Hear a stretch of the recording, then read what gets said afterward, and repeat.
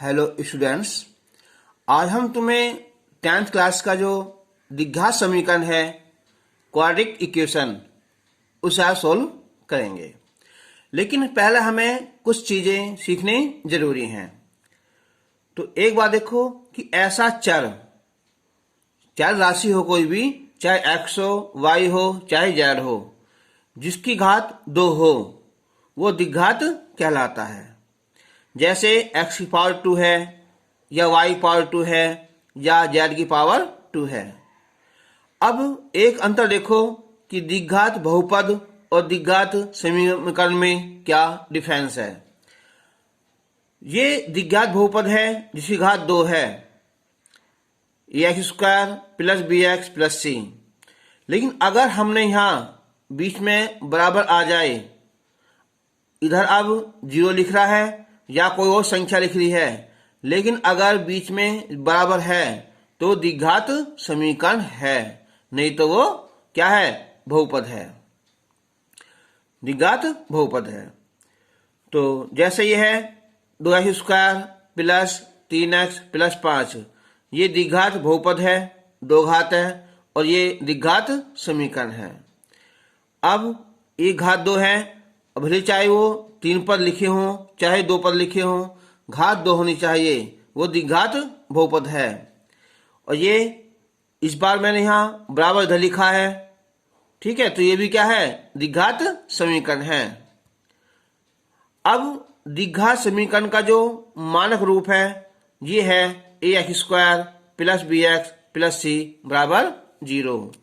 अगर ये कहें कि 5x² प्लस 6 बराबर 0, इसे हमें मानक रूप में लिखना है। तो इसका जो मानक रूप है ये लिखा जाएगा कि 5x² प्लस, इसमें x नहीं है तो हम 0 इंटू x लिख देंगे और प्लस 6 बराबर 0। ये हो जाएगा इसका मानक रूप समीकरण, ठीक है। ऐसे ही अगर कोई संख्या दे रखी है उसने यहाँ कि 4x² प्लस 3x, इसे भी अगर हम मानक रूप में लिखें तो इसे लिख देंगे हम इसे यहाँ कि 4x² प्लस 3x प्लस 0 लिख देंगे यहाँ और बराबर 0। तो ये द्विघात समीकरण जो है मानक रूप में आ जाएगा। अब द्विघात समीकरण को हल करने की जो विधि है, तो एक तो हमारी है गुणनखंड विधि। तो गुणनखंड विधि है जैसे कि x² प्लस 5x प्लस 6। देखो अब इस टाइम क्या है, ये द्विघात बहुपद है, मैंने यहां लगा दिया 0। अब ये द्विघात समीकरण बन गई है। अब हम इसके फैक्टर करेंगे, तो ये विधि है हमारी गुणनखंड विधि। गुणनखंड विधि कहते हैं समझे। तो ऐसे क्वेश्चन हमने पहले भी एक्सरसाइज में कर चुके हैं कि क्या करते हैं हम, जो फर्स्ट पद है उसका जो गुणांक है यानी कि 1 है यहाँ ये, और ये लास्ट में 6 है, तो 6 एकन 6 फर्स्ट पार्ट की, और जो थर्ड पार्ट है उसकी गुना करते हैं तो गुना 6 आ जाएगी। अब देखते हैं कि ये चिन्ह प्लस है या माइनस है। अगर प्लस है तो हमें 6 के ऐसे 2 टुकड़े करने हैं जिनका योग 5 आना चाहिए और गुना 6, तो हो जाएंगे हमारे 3 और 2, 3 गुना 2 6 हो जाएगा, और जोड़ेंगे तो हम 5 आ जाएंगे। तो हम इन्हें लिख देंगे, हम लिखते हैं ब्रैकेट में 3x प्लस 2x प्लस 6 बराबर 0। ब्रैकेट में इसलिए लिखते हैं कि अगर यहाँ क्या हो, माइनस हो, तो ब्रैकेट के जो अंदर साइन है, जो चिन्ह है, वो चेंज हो जाते हैं। अच्छा, अगर मैं इसे यहाँ माइनस लिख दूं, यहाँ माइनस, फिर यहाँ भी माइनस, तो इससे क्या होगा, भी ये अंदर का चिन्ह बदल जाएगा। जो ये प्लस है ना, तो ये माइनस हो जाएगा और प्लस 6 बराबर 0।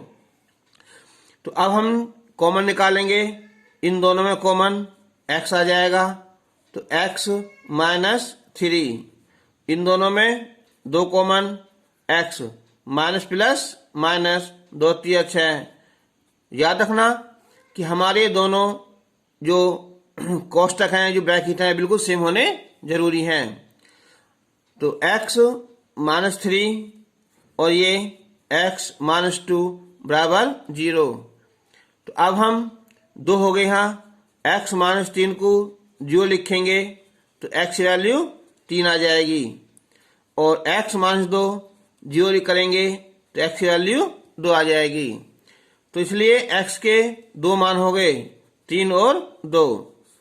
इस बात को याद रखना, जितनी हमारी घात होती है ना उतनी हमारे इसे हम क्या कहते हैं, इसे हम मूल कहते हैं, जो आए हमारे, ठीक है।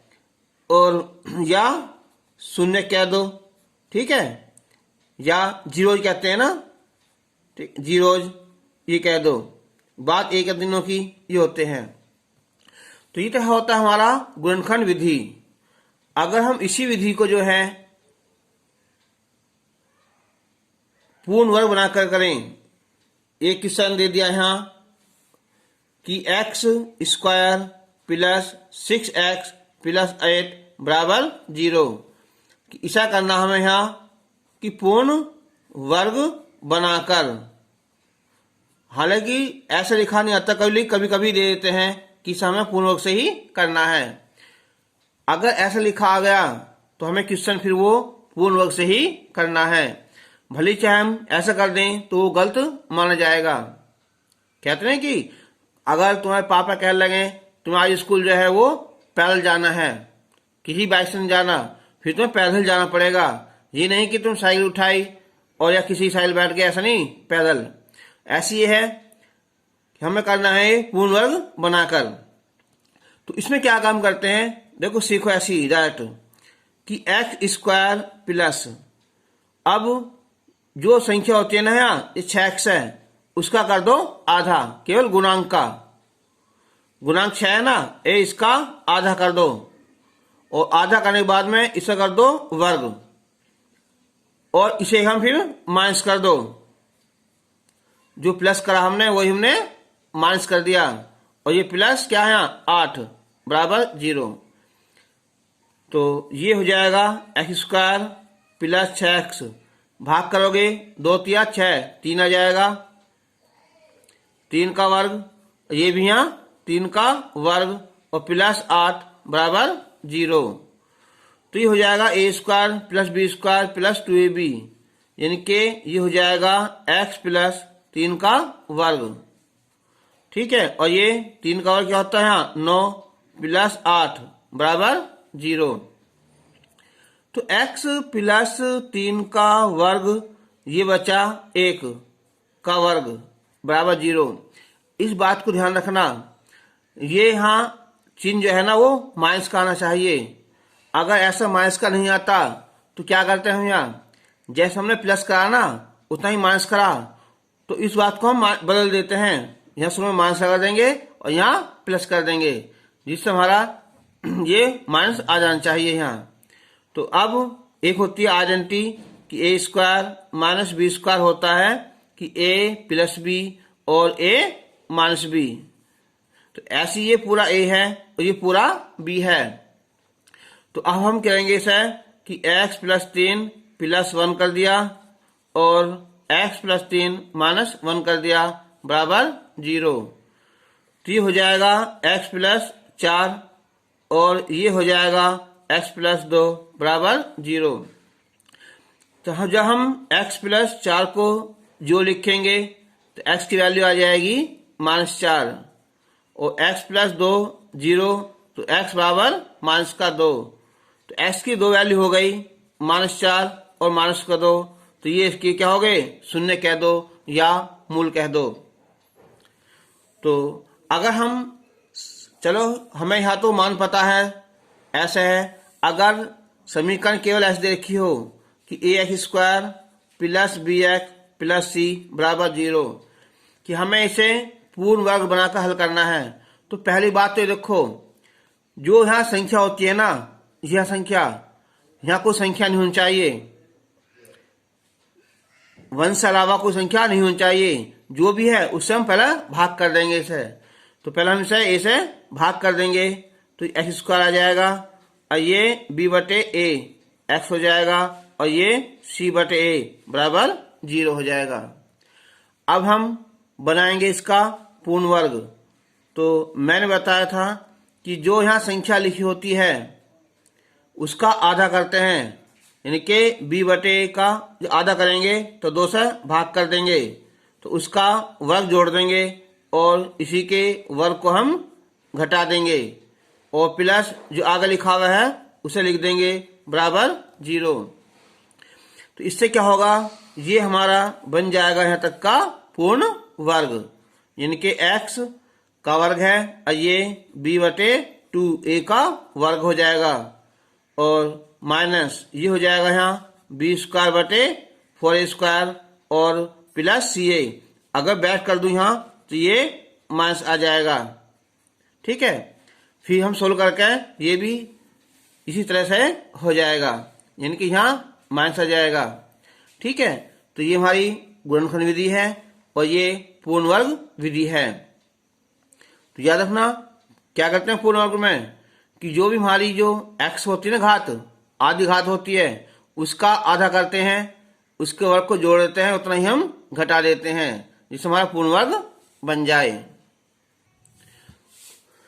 और एक हम लेते हैं हम यहाँ श्रीधराचार्य विधि, श्रीधराचार्य, ठीक है, ये सूत्र है यहाँ सूत्र द्वारा, या कहते हैं इसे सूत्र विधि। अच्छा, कभी कभी कहता है कि सूत्र के द्वारा करो, तब करना है जरूरी है, अगर ना कहे तो हम इससे कर सकते हैं। ठीक है, इससे ये फायदा है कि कभी कभी जब हम किसी के फैक्टर करने में अटक जाते हैं ना, तो हम इससे कर लेते हैं।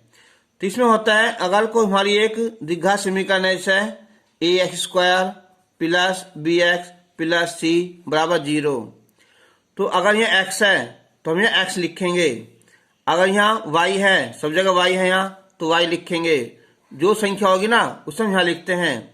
तो इसका फॉर्मूला होगा माइनस का b, ये plus minus b square minus 4ac और बटे 2a। ठीक है, अगर कोई समीकरण दी हुई है, जैसा कि हमने अभी देखा यहाँ पीछे कि समीकरण थी कि x square plus 6x plus 8 बराबर 0, अगर कहे इसे कि इसे जो हमें सूत्र द्वारा हल करना है, तो पहले तो हम इसे करेंगे कि ax square plus bx plus c बराबर 0 से तुलना करेंगे। तुलना करने पर तो देखो a की वैल्यू यहाँ लिखी जाएगी 1, a की वैल्यू 1 हो जाएगी, b की वैल्यू 6 हो जाएगी और c की वैल्यू 8 हो जाएगी। ठीक है, तो अब हम निकालते हैं पहले यहाँ b स्क्वायर माइनस 4ac। देखो इसे हम कहते हैं विविक्तर, याद रखना, कहते हैं सर विविक्तर। विविक्तर संकेत होता है d, डिस्क्रिमिनेंट होता है इंग्लिश में, तो संकेत d, और ये होता है b स्क्वायर माइनस 4ac। तो पहले से निकालेंगे हम यहाँ, तो ये हो जाएगा 6 का वर्ग माइनस 4, a 1 और c कितना है 8, तो ये हो जाएगा 6 का वर्ग 36 और 8 चौक 32, तो ये आ जाएगा हमारा 4 और 4 होने के 2 आ जाएगा। हाँ, अब इसे नोट करना, देखो यहाँ बताऊंगा अभी कि यदि हमारा b स्क्वायर माइनस 4ac की वैल्यू 0 से कम आ जाए, यानी कि वो संख्या माइनस में आ जाए, तो उसके जो मूल आएंगे हमारे, उसे कहते हैं हम 3 वर्ड हैं यहाँ। एक तो है यहाँ काल्पनिक कह दो, या कह दो अधिकल्पित, अधिकल्पित कह दो, और या कह दे हम यहाँ अवास्तविक, अवास्तविक। ठीक है, ये कोर्स में जो है 11वीं में है, अभी तुम्हारे कोर्स में नहीं है 10th क्लास में। ठीक है, तो कभी कभी आता है कि ये इसके मूल के गुण बताए, चलो हम बताएंगे ना अभी यहाँ। तो ये 2 आएगा। तो x बराबर जो फॉर्मूला था हमारा माइनस का b plus minus b square minus 4ac बटे 2a। तो b कितना रखो यहाँ 6 है, 6 प्लस माइनस ये 2 आ गया हमारा और बटे 2a 2 गुना 1। तो 6 प्लस माइनस 2 बटे 2। तो ये हो गई हमारी x की वैल्यू। लेकिन यहाँ एक बार प्लस लेंगे और एक बार माइनस। जब प्लस लेंगे तो x की वैल्यू आ जाएगी यहाँ 6 प्लस 2 बटे 2, तो 8 बटे 2 4 आ जाएगा। जब माइनस लेंगे हम तब बीच में ये 6 माइनस 2 बटे 2, तो 4 बटे 2, तो ये 2 आ जाएगा। इनके x के 2 मूल हो जाएंगे, एक 4 और एक 2। तो देखा हमने इससे मेथड से करा तो भी हमारा आंसर ये आया। तो हमारे 3 विधि होगी। एक तो होगी हमारी गुणन खंड विधि होगी, एक होगी हमारी पूर्ण वर्ग विधि होगी, और ये हमारी कौन सी होगी, एक सूत्र विधि होगी। ठीक है, तो हम तीनों से ही कभी कभी लिख देते हैं कि हमें पूर्ण वर्ग से करना है, सूत्र विधि से करना है, या केवल गुणनखंड करना है। तो अब मैं बता रहा था तुम्हें इसके गुण, द्विघात समीकरण के गुण। तो द्विघात समीकरण कि a x² plus bx plus c बराबर के गुण, इन्हें याद करना। कभी कभी एक नंबर पेपर में आ जाता है। नंबर 1, यदि देखो मैंने बताया था भी विविक्तर यानी के d क्या होता है, ये b² माइनस 4ac। ठीक है, अगर इसकी वैल्यू क्या है हमारी 0 से कम है, यानी कि संख्या किसमें आई हमारी ऋणात्मक है, तो तब क्या होगा, तब इसके जो मूल हैं वो हमारे वास्तविक नहीं होंगे, वास्तविक नहीं होंगे, या कह दो क्या होंगे, वो अधिकल्पित होंगे, या कह दो काल्पनिक होंगे, काल्पनिक होंगे।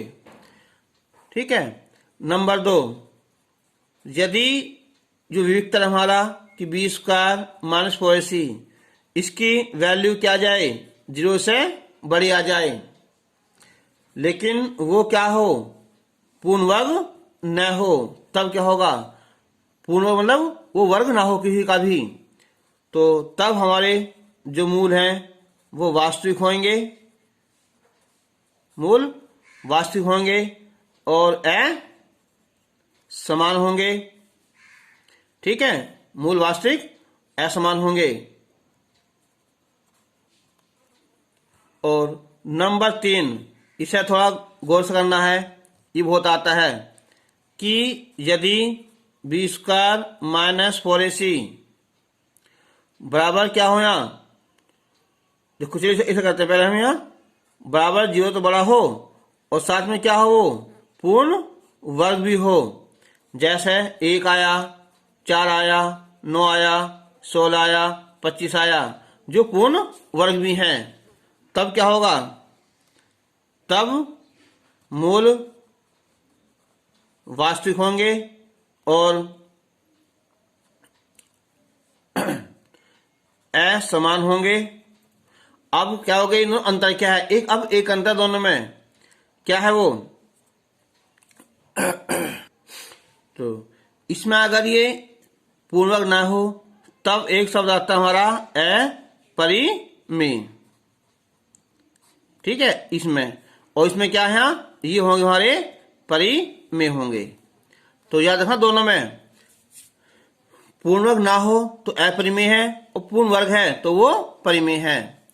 और अब जो सबसे इंपॉर्टेंट है ये है कि यदि b² माइनस 4ac का मान क्या आ जाए, हमारा 0 आ जाए, तब इसके जो मूल है ना वो होंगे समान कह दो या बराबर कह दो, बराबर होंगे।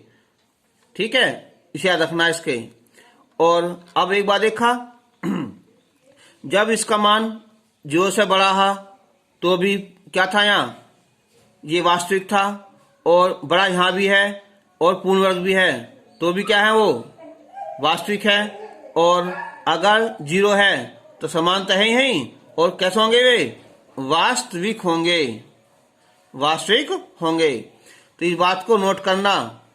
तो वास्तविक कब होंगे, तो वास्तविक होने के लिए जो बी स्क्वायर माइनस 4 है ना, इसकी वैल्यू 0 से बड़ी होनी चाहिए या बराबर हो। तो इसका चिन्ह ये लगेगा कि इसका मान जो है 0 या 0 से बड़ा हो, ठीक है, या बराबर हो। तो इस बात को याद रखना। तो आज मैंने इस टॉपिक में केवल ये क्वेश्चन करवाए हैं केवल समझाने के लिए। अब हम नेक्स्ट वीडियो में जो है एक्सरसाइज शुरू करेंगे। तब तक के लिए धन्यवाद। जो इसमें बात बताई है ना, उन्हें सीखना बहुत जरूरी है।